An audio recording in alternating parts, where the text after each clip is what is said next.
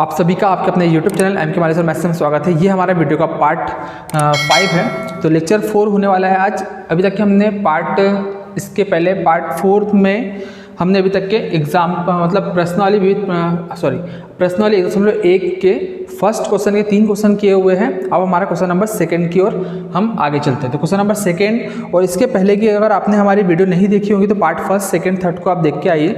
सारे video 10th NCERT maths ये हमारे इस चैनल की प्लेलिस्ट में इस नाम से 10th NCERT मैथ्स के नाम से एक प्लेलिस्ट बनी हुई है। उसके अंदर आपको सारे 10th मैथ्स के वीडियो एक लाइन से चैप्टर 1 से पूरे बेसिक के साथ में इंट्रोडक्शन, जो चैप्टर हमारा पार्ट 1 है उसमें पूरा इंट्रोडक्शन है। इंट्रोडक्शन से लेके पूरा आपको पूरे पार्ट मिल जाएंगे, तो वहाँ से आप देखिए। उसके बाद में पूरे पार्ट देखने के बाद में इसको कंटिन्यू कीजिए तो आपको आसानी से समझ में आ जाएगा। चलिए, ये भी जो क्वेश्चन है ये मोस्ट IMP है। 4 अंकों के लिए क्वेश्चन होने वाला है पेपर में। 4 अंक के लिए पेपर में क्वेश्चन आता है। और मतलब कि ये जो क्वेश्चन है इसके हमने एग्जाम्पल में और भी क्वेश्चन करके रखे हुए। तो आपने एग्जाम्पल नहीं देखा तो पहले एग्जाम्पल समझ के आ जाइए, तो ये आपको आसानी से समझ में आ जाएगा। चलिए देखते हैं इसको। तो क्वेश्चन ये बोलता है, यहाँ पे क्वेश्चन आपके पास में दिख रहा होगा ऊपर बोर्ड पे।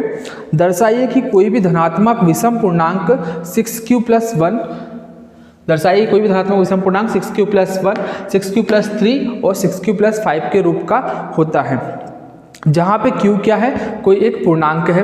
तो इसको प्रूव करने के लिए मैंने आपको इसके पहले वाले क्वेश्चन में भी हमने पढ़ चुके हैं। तो यहाँ पे हम समझ लेते हैं पहले कि 6q क्या है। इसमें 2 का भाग चल जाएगा, 2 3 6, मतलब कि ये समपूर्णांक है। देख के नंबर देख के ही समझ में आते हैं कि वो सम है या विषम पूर्णांक है। अगर 6q+1 6q प्लस कितना हो जाएगा 1, 6q+2 6q+3, इसी प्रकार 4 5 6 6q+4 6q+5 6q+6। तो यहाँ पे आपको मैं मतलब एक शॉर्ट तरीका है ये समझने के लिए कि हम कौन सी सम संख्या है, कौन सी विषम संख्या कैसे पहचानेंगे। तो बस आपको क्या करना है, लॉजिक लगाना है। यहाँ पे 1 3 5 और इसी प्रकार 6q+7।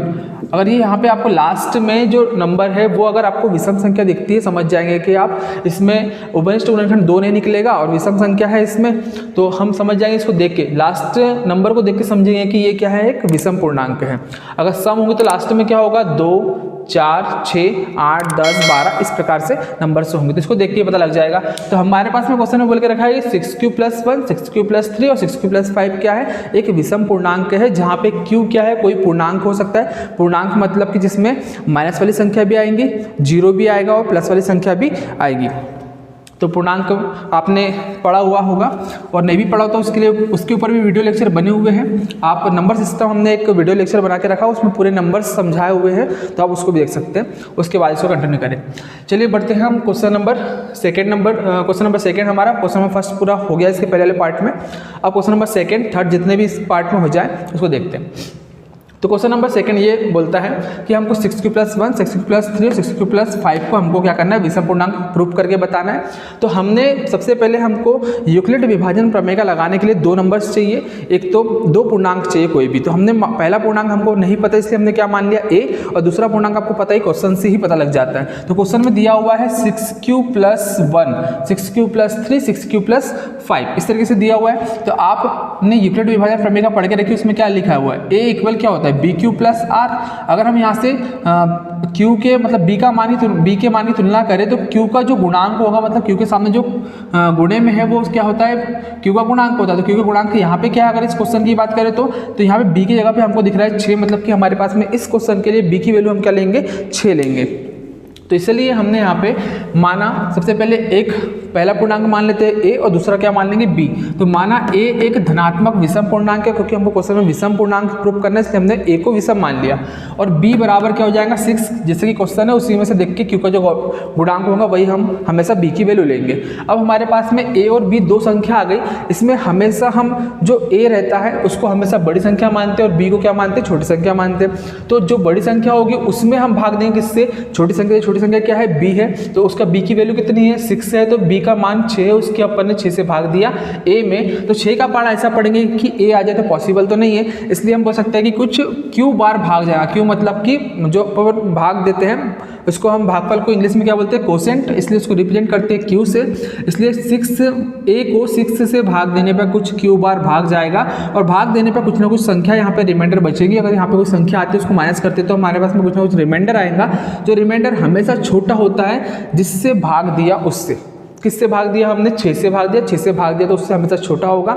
6 से क्या क्या हो सकता है छोटा, 6 से छोटी संख्या आएंगी, 6 के बराबर आएगा तो भाग चल जाएगा 6 कम 6, और 6 से बड़ी संख्या आएंगी तो तब भी भाग चले जाएगा। तो 6 से छोटी संख्या हो सकती है तो क्या क्या रिमाइंडर हो सकता है, 0 हो सकता है, 1 हो सकता है, 2, 3, 4 और 5, 6 तो हो नहीं सकता। और 0 से छोटा संख्या, 0 से छोटी संख्या ले नहीं सकते रिमाइंडर में, क्योंकि शेषफल में कभी ऋणात्मक, 0 से छोटी संख्या जो होंगी वो क्या होंगी, ऋणात्मक होंगी। तो 0 से छोटी संख्या हम शेषफल में ले नहीं सकते, इसलिए ये हमारे पास में संभव मतलब कि इतने मान हमारे पास संभव मान आ रहे हैं रिमाइंडर के लिए। तो इसमें हम यूक्लिड विभाजन प्रमेय का किस तरीके से लिखते हैं, इसको यूक्लिड विभाजन प्रमेय का से क्या लिखते हैं, जिसमें भाग दिया उसको सबसे पहले लिखेंगे बराबर, जिससे भाग दिया उसका गुणा करेंगे भागफल में, तो 6 से गुणित कितना q प्लस शेषफल लिखते हैं, तो प्लस शेषफल ये हमारी यूक्लिड विभाजन प्रमेय का है। और जहाँ पे r की वैल्यू, यहाँ पे जो r है इसकी वैल्यू कितनी है, 0 हो सकती है या फिर 1 या फिर 2 या फिर 3 या फिर 4 या फिर 5, इसमें से कोई एक वैल्यू हो सकती है, हमको कंफर्म नहीं पता। तो हमारे पास में अभी 5 मान यहाँ पे है।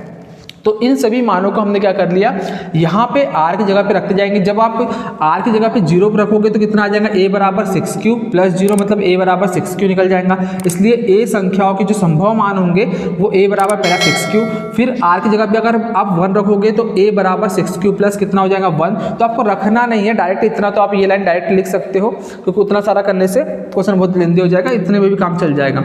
6q प्लस फिर कितना रखोगे यहाँ पे r की जगह पे, यहाँ से 2 रखोगे तो 6q प्लस 2 वैल्यू आ जाएगी a की, फिर 6q प्लस कितना आ जाएगा 3 आ जाएगा। इसी प्रकार 6q प्लस कितना आ जाएगा, यहाँ पे r की जगह पे रखोगे तो 4 आ जाएगा, फिर 5 रखोगे तो 6q प्लस कितना आ जाएगा 5 आ जाएगा। इस प्रकार हमारे पास में 1 2 3 4 5 और ये 6 मान आ गए। ये जो 6 मान आ गए हैं तो ये हमारे पास में किसके मान निकले, a के मान निकले, a के संभव मान निकले, क्योंकि a हमारा क्या है, विषम पूर्णांक है। तो उसको हल किया तो उसके आंसर भी क्या होना चाहिए, विषम पूर्णांक होना चाहिए। लेकिन आप देख पा रहे हो कि यहाँ पे जो 6q है और 6q प्लस 2 जो है और 6q प्लस 4, इसके लास्ट में क्या, इसमें भी 2 से, यहाँ पे भी 2 1 उभयनिष्ठ गुणनखंड है, यहाँ पे भी 2 1 उभयनिष्ठ गुणनखंड है, यहाँ पे भी 2 1 उभयनिष्ठ गुणनखंड है। मतलब कि अगर हम उभयनिष्ठ गुणनखंड कैसे बात कर रहे हैं, जैसे इसका निकालना चाहे उभयनिष्ठ गुणनखंड 6q प्लस 2 का, दोनों में 2 कॉमन है कम से कम, तो 2 को बाहर निकालेंगे, 2 3 6 होता है, तो 6 में से 2 बाहर निकाला तो अंदर कितना बचेगा, 3 बचेगा, 2 3 6 q बच जाएगा, प्लस 2 अपन ने यहाँ से बाहर निकाले तो यहाँ पे 2 पूरा का पूरा बाहर आएगा, कुछ नहीं बचेगा, कितना बचेगा 1। मतलब कि यहाँ पे एक 2 उभयनिष्ठ गुणनखंड है, अगर हम इसको भाग देना चाहें तो 2 से 2 पूरा पूरा कट जाएगा, इसलिए ये हमारा क्या हो गया, एक उभयनिष्ठ गुणनखंड, इसलिए ये क्या हो गई, सम संख्या हो गई। समझ गए होंगे आप यहाँ पे। तो इसी प्रकार हम क्या बोल रहे हैं कि 6q भी 2 से भाग चले जाएगा, इसमें भी 2 से भाग चल जाएगा, और 6q प्लस 4 में भी 2 1 उभयनिष्ठ गुणनखंड बाहर निकल जाएगा, इसमें भी 2 से पूरा पूरा भाग चला जाएगा। इसलिए 6q प्लस 2 और 6q प्लस 4 आपके क्या हो सकते हैं, विषम पूर्णांक नहीं हो सकते। विषम पूर्णांक क्यों नहीं हो सकते, क्योंकि ये तीनों संख्या क्या है, 2 से विभाज्य है। तो अब हमारे पास में आंसर निकलता है कि जो टोटल हमारे पास में 6 संख्या निकली, 6 में से 3 हमारी क्या हो गई, 2 से विभाज्य हो रही है, तो वो समपूर्णांक होंगे। तो जो बचे हुए हैं वो क्या हो जाएंगे, विषम पूर्णांक, हमने प्रूव कर दिया। तो बचे हुए कौन से, 6q प्लस 1, 6q प्लस 3 और 6q प्लस 5 क्या हो जाएंगे, विषम पूर्णांक के रूप के होंगे। और यही हमारा क्वेश्चन भी बोल रहा है कि इसको प्रूव करना था, हमने प्रूव कर दिया। तो लिखना कैसे है देखेंगे, चूंकि a एक विषम पूर्णांक है इसलिए यह 6q प्लस 2 6q प्लस 4 के रूप का नहीं हो सकता, क्योंकि यह तीनों क्या है, 2 से विभाज्य है। तो हमने a को विषम पूर्णांक माना, तो उसका आंसर भी क्या आना चाहिए, विषम पूर्णांक आना चाहिए। लेकिन यहाँ पे 3 संख्या ऐसी आ रही है जो 2 से विभाज्य है, तो ये विषम पूर्णांक नहीं होंगे। तो बचे हुए क्या हो जाएंगे, विषम पूर्णांक हो जाएंगे। तो बच कौन रहा है यहाँ पे, अतः कोई धनात्मक विषम पूर्णांक 6q प्लस 1 6q प्लस 3 या फिर 6q प्लस 5 के रूप का होगा। यही हमको प्रूव करना था। तो हमारा क्वेश्चन नंबर 2 ये यहाँ पे हमारे पास में क्वेश्चन नंबर 2 जो प्रश्न वाले 1.1 का है, ये कंप्लीट होता है। क्वेश्चन नंबर इसके बाद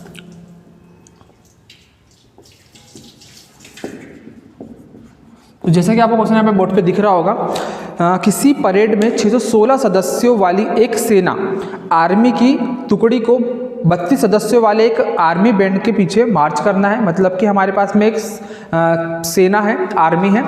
परेड 32 सदस्यों वाले एक आर्मी बैंड के पीछे, मतलब कि 32 सदस्यों वाले आर्मी बैंड की एक के पीछे एक लाइन लगी हुई है और उनके पीछे हमको मार्च करना है। 616 सदस्यों वाली एक आर्मी की सेना, उसके पहले उसके पीछे हम मतलब 616 सदस्य हैं, उसके पीछे 32 बैंड पार्टी, वो भी आर्मी वाले ही है, उनके पीछे मार्च करना, मतलब कि उनके पीछे लगाना। जैसे कि आपने एनसीसी की होगी तो आपको पता होगा कि 3-3 की रो में एक के पीछे एक लगाते हैं, उसको बोलते हैं मार्च करना, मतलब कि एक के पीछे एक सीरियल लाइन से लगाना। मतलब कि अगर 3-3 की रो बनी है तो 3-3 की रो में ही लगाएंगे हम, मतलब कि 3 लगे हुए हैं। जैसे कि फॉर एग्जाम्पल अगर यहाँ पे 1 2 3 है तो अगर आपको 3-3 लगाना पड़ेगा, हर एक लाइन में 3 लगाना पड़ेगा, एक 4 अलग से आप एक्स्ट्रा नहीं कर सकते है ना।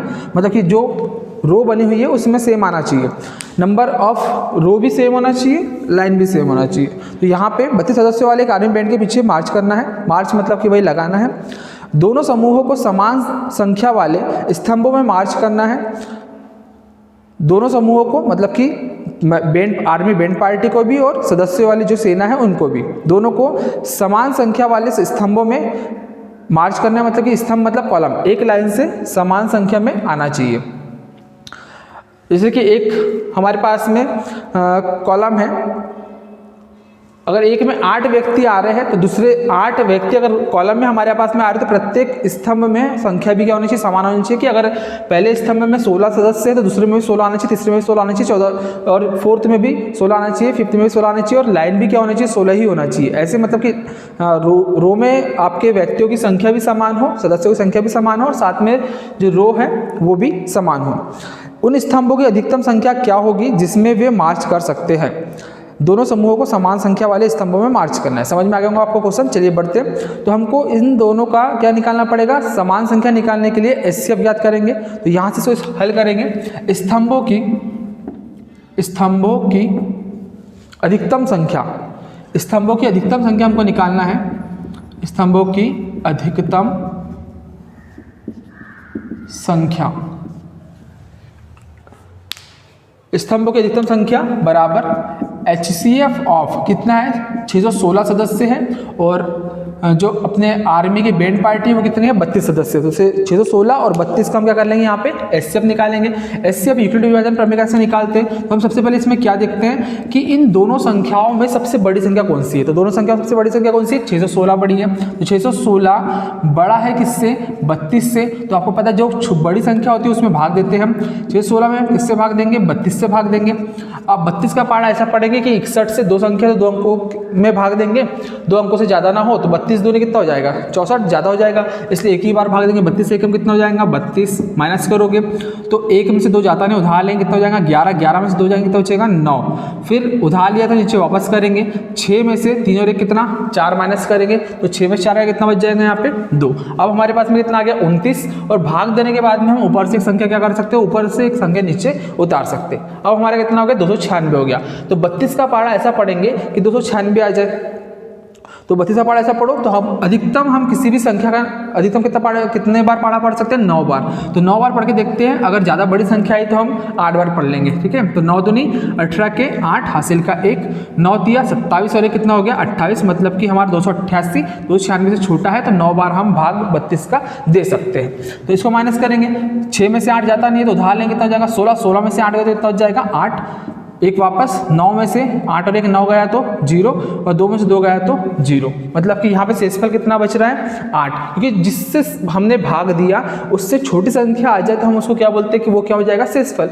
अब यहाँ पे यूक्लिड विभाजन, हम जो यूक्लिड विभाजन प्रमेय का लगा रहे हैं उसका मेन उद्देश्य क्या है कि यहाँ पे शेषफल 0 आ जाना चाहिए। जब तक शेषफल 0 नहीं आता तब तक कि हम भाग देते जाएंगे। तो यहाँ पे शेषफल 0 नहीं बचा, इसलिए इस 8 का हम वापस से जो ऊपर वाली संख्या है उसमें भाग देंगे। तो 32 में भाग देंगे। तो 8 तिया 8 दूनी 16, 8 24, 8 चौक 32। मतलब कि कितने बार भाग चल जाएगा, 4 बार। 8 चौक 32 पूरा भाग चला गया। अपन ने इसको माइनस किया तो 32 में से 32 गया, कितना बच गया, 0। तो किससे भाग देने पर हमारा शेषफल 0 हुआ, तो 8 से भाग देने पर शेषफल 0 हुआ। तो इन दोनों संख्याओं का जो HCF होगा वो 8 होगा। मतलब कि अधिकतम जो स्तंभों की संख्या होगी वो कितनी होगी, 8 होगी। यही हमारा इसका आंसर हो जाएगा। तो इसको हम यूक्लिड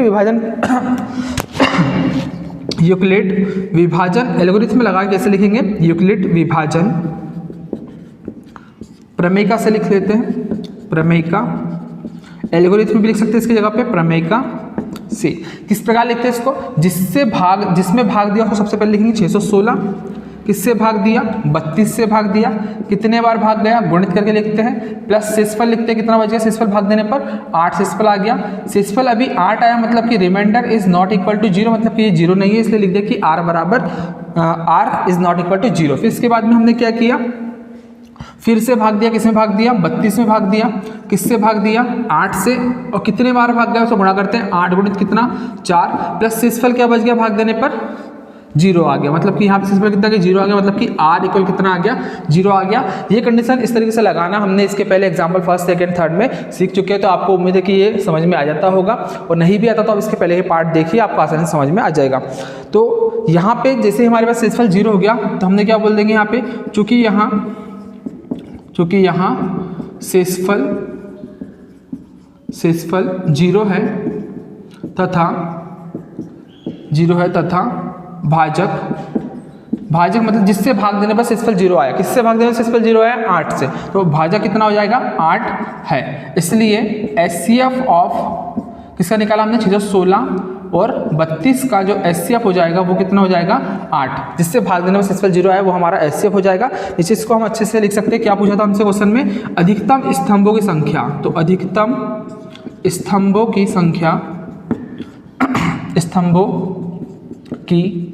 संख्या बराबर कितना हो जाएगा 8, और ये इस क्वेश्चन का क्या हो जाएगा आंसर।